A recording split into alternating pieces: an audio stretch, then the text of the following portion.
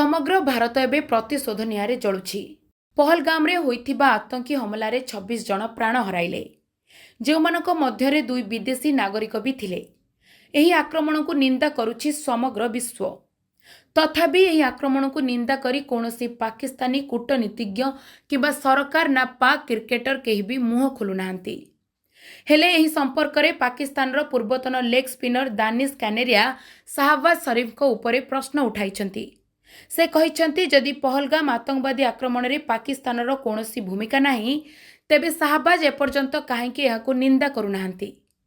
दानिश कानेरिया पाकिस्तान दलर मनोनीत हिंदू खेलाड़ी मध्यरु जड़े हिंदू होइथिबारु दलरे तांको जेउ भेदभाव एवं विपदर सम्मुखीन हेबाकु पड़िथिला से विषय से खोलाखोली भावे कहिछंती। एबे से पहलगाम आतंकवादी आक्रमण संपर्क रे करिछंती अनेक ट्वीट, जहाँ एबे सोशल मीडिया रे बेस भाइराल हेबारे लागिछि।